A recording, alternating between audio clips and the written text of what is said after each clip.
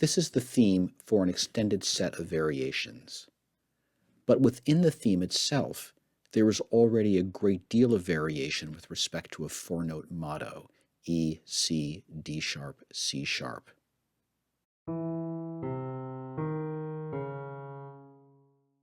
The two halves of the theme begin with the motto, with the second statement echoed in a canon at the lower octave. The first half is loud and violent, with wide leaps, and punctuated by dissonant sforzando chords. The second half is tranquil, with a quieter mood and a more smoothly flowing melodic line. The first half begins with a statement of the four-note motto, loud and violent, with large leaps and sharp interjections.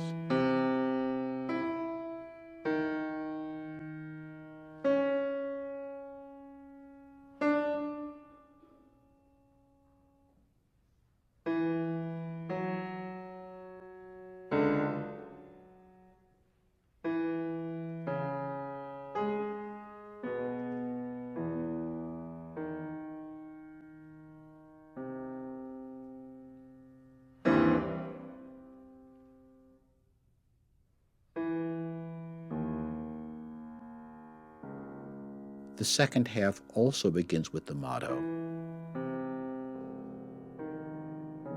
In canon,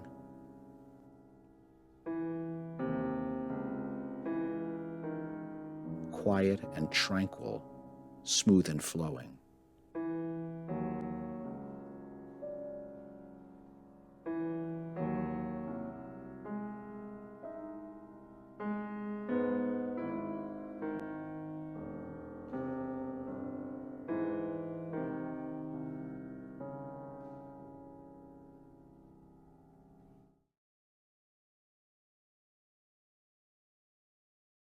Leaving out the sharp punctuations and the canonic imitations, we can parse the entire melodic line into a series of 6 short utterances starting always on E, with the second half an almost exact repeat of the first half.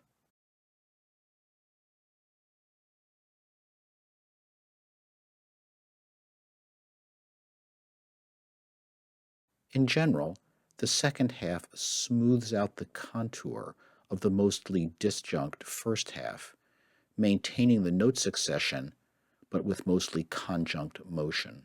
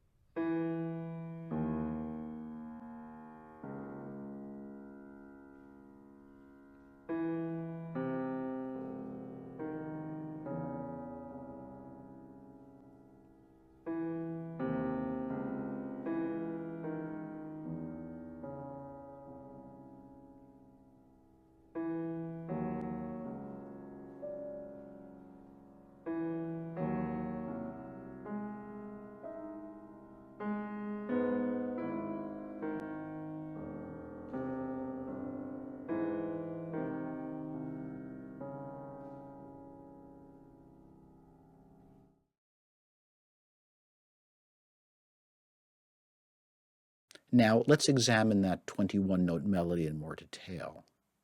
It is in a rough ABA form.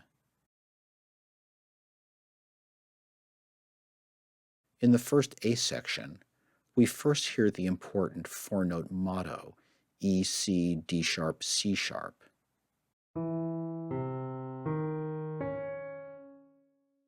Then we hear the motto again, this time with the initial E repeated an octave higher.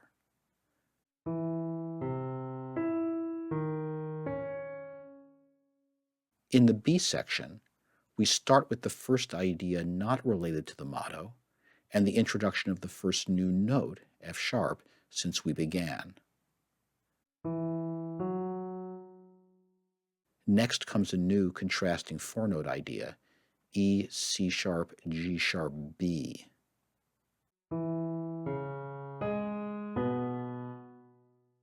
The A section returns, a bit different this time. First, we return to an iteration of the initial motto, which was E, C, D sharp, C sharp, but the notes are scrambled from their original order, E, D sharp, B sharp, or rather C, and we are missing the final note, C sharp. That missing C sharp returns at the end, however, another abbreviated motto, this time E, D sharp, C sharp, is in the proper order, but missing C. It also makes up for the omitted C sharp from the previous iteration by providing it twice.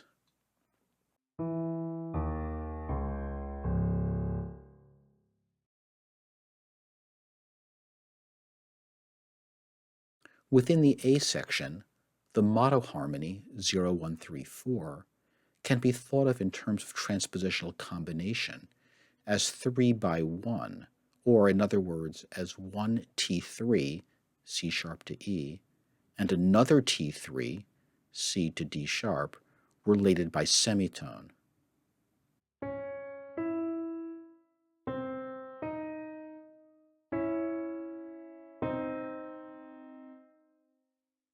As the B section begins, the addition of F sharp creates a new tetrachord, 0235, that can be thought of as 3 by 2, the same 3, C sharp to E, combined with a new 3, D sharp to F sharp, to which it is related at T2.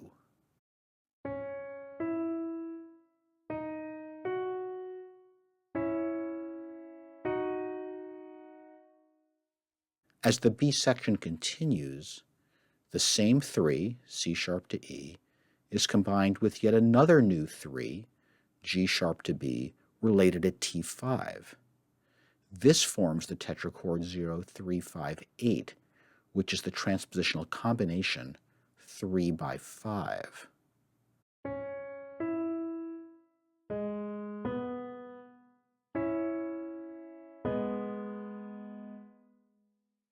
There is thus a steady process of intervallic expansion from the densely chromatic to the intervallically spacious.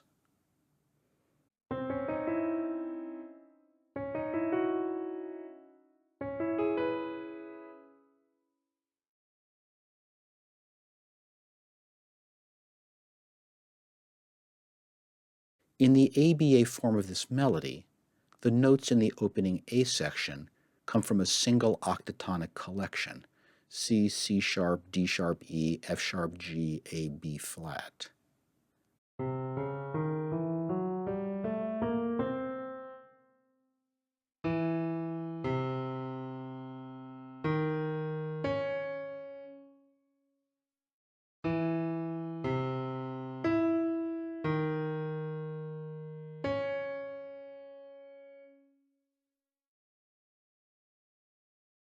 The same is true when the A section returns.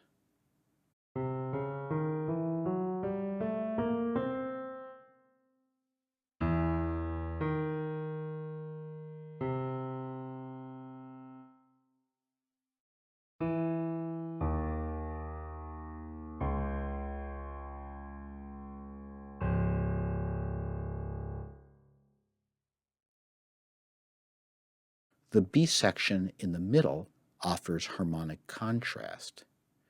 Its notes form a complete pentatonic collection, E, F sharp, G sharp, B, C sharp.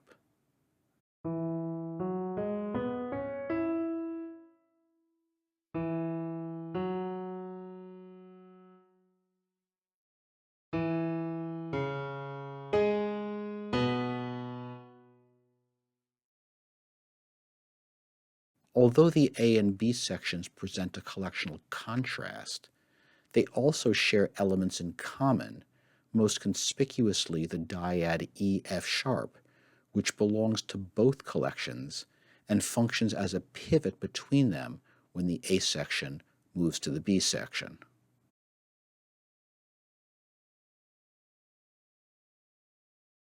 The four-note motto is balanced symmetrically around D. Indeed, it is organized as a contracting wedge from E and C, 4 semitones apart, to D sharp and C sharp, 2 semitones apart, to an implied D lying at the center.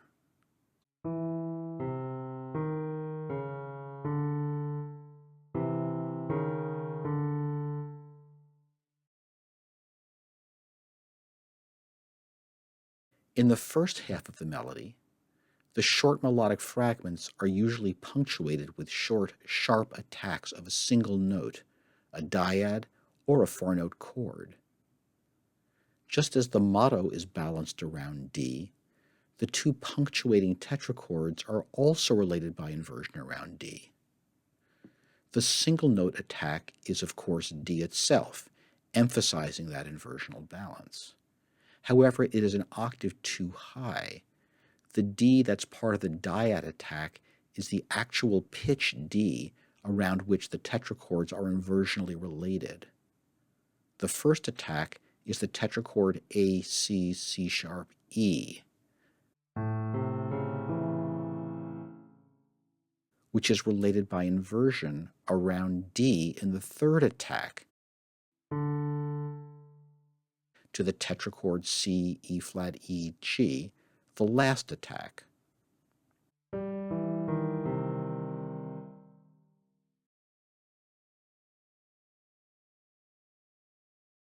The two punctuating tetrachords can both be thought of as embedding a pair of P-related triads. The first chord, A, C, C sharp, E,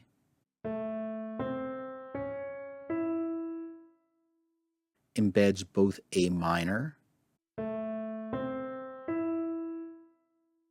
and A major. The second chord, C, E flat, E, G,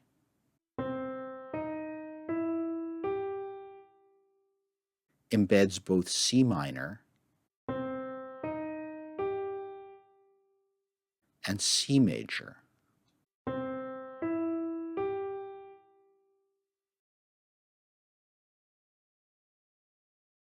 More generally, triads play an important role as underlying harmonies in this music, and they are often related by the familiar triadic transformations, including P, L, R, slide, and hexpole. In some cases, the triads are incomplete, but can be easily inferred. Let's listen closely to the opening few measures from this point of view. The first two notes, EC, imply C major.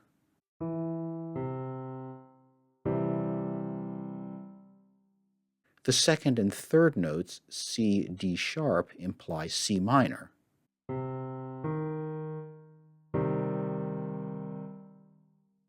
And we have moved via P from C major to C minor. The arrival of C sharp on the downbeat of measure 3 sounds like a tonic arrival in C sharp minor, with the previous C natural sounding like a leading tone B sharp.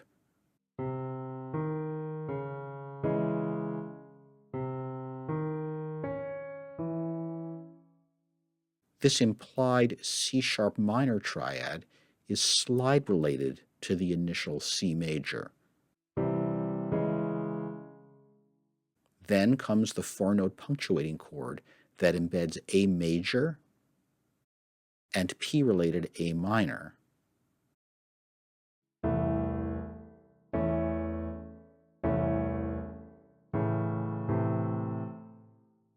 That final A minor is R-related to our initial C major.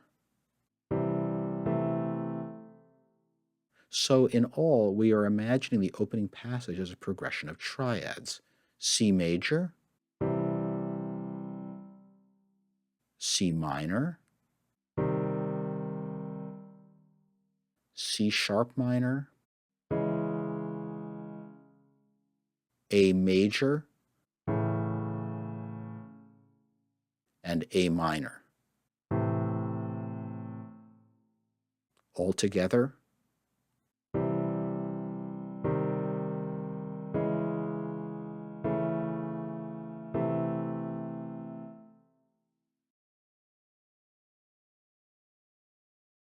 something similar happens a few measures later in a progression of triads that starts and ends on C sharp minor. First C sharp minor,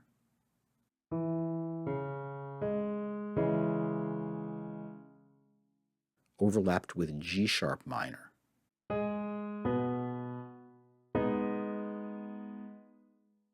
These two minor triads are related by R and L, respectively, to E major.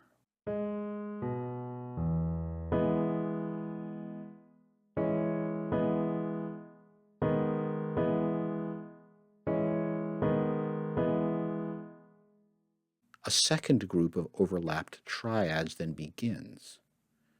D sharp, B sharp connect back to the previous G sharp to create G sharp major, related by P to the earlier G sharp minor.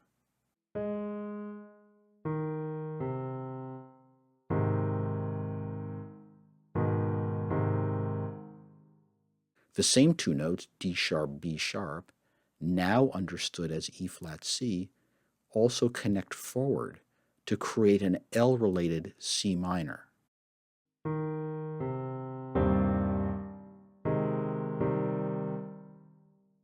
Which is also the hexatonic pole of E major. That C minor combines with C major as part of the other four-note punctuating chord.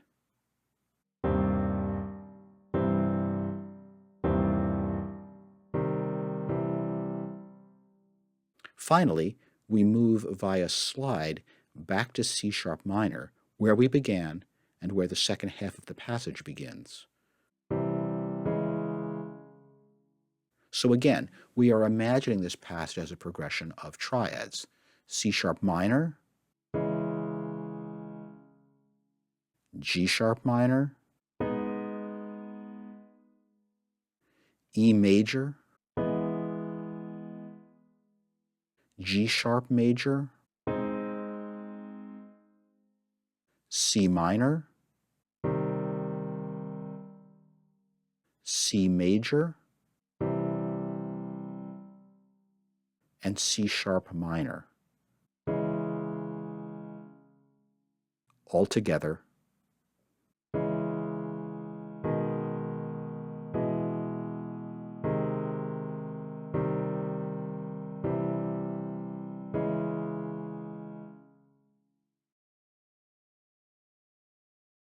these triads can be traced on a transformational space within which we can hear the progression as a journey away and back. Note that this musical space wraps around on itself. The C sharp minor triad at the top is the same as the C sharp minor triad at the bottom. The opening section begins with the motto around C major, C minor, and C sharp minor, then starts moving away with the first punctuating chord, A major and A minor. After a varied repeat of the opening section, not shown here, the middle section of the melody picks up C sharp minor, G sharp minor, E major, and G sharp major. The second punctuating chord returns us to the harmonies of the motto, C minor and C major. And finally we reach C sharp minor, which acts as a sort of global tonic for the piece. The ambiguous, clouded C-sharp minor tonality of the passage is implicit in the motto itself, with its unmistakable reference to four notes of C-sharp harmonic minor: E, scale degree 3, C, or rather B sharp, leading tone, D sharp, scale degree 2, and C sharp, tonic.